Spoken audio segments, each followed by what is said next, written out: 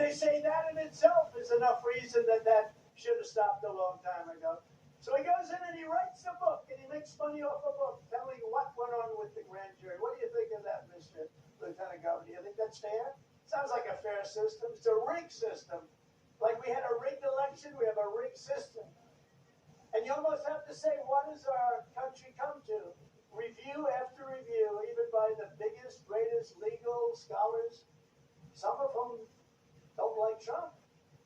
Like Alan Dershowitz said, I don't want to vote for Trump. I never voted for Trump. I don't believe him. Actually, I think he does, but he does that to give himself a little credibility with his friends, the Democrats. I think he votes for me personally, but he said in 60 years of practicing law, it's the worst abuse I've ever witnessed. I've never seen anything like it. There's no case here, but that's Alan Dershowitz, a Democrat.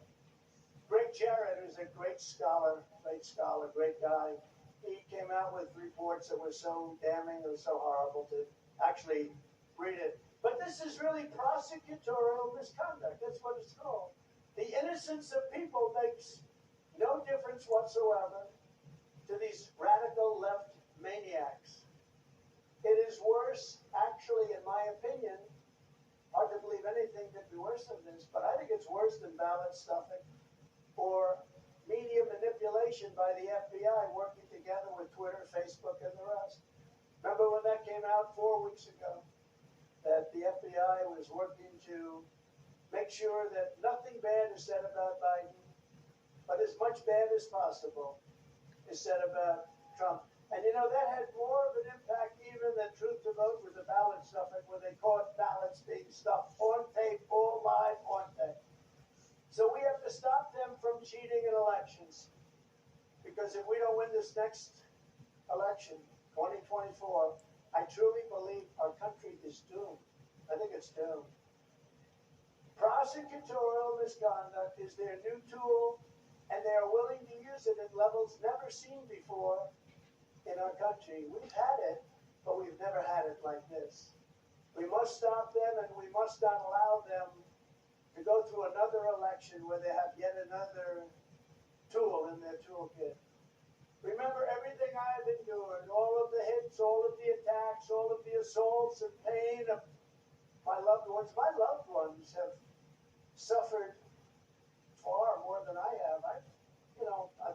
With me, it's almost become like I go through Russia, phony deal. Impeachment hoax number 1, phony deal.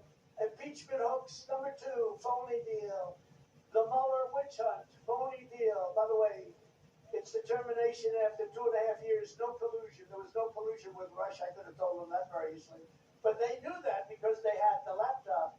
And the laptop, the collusion, was with Biden and Hillary Clinton, who worked with them on the dossier paid for by Russia.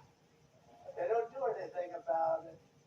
So I hear that, and you get a little bit hardened to it. You get a little bit immune, but they do tremendously big damage to great people, your family members, and your friends, and your associates, and people that work for you, and everybody. But I never ran for office. If I never took on the deep state, so I never ran for office before. I ran one time, and I won. It happened to be for the presidency. So.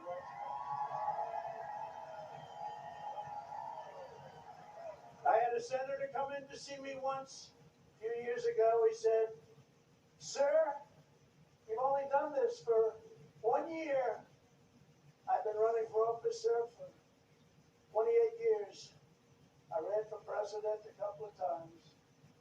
I'm greatly experienced. I think you should listen to me. I said, well, I've only run one time. I've only been doing it for 1 year. And I became president of the United States. So I want to listen to you. I don't want to listen to them.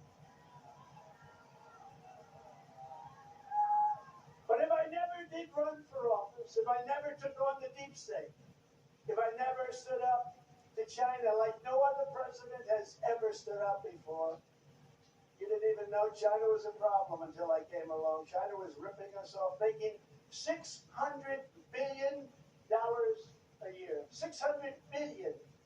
And I did a little tariff hunting with them, and we took in hundreds of billions of dollars. I got the farmers of our country $28 billion because of the abuse that they had to take.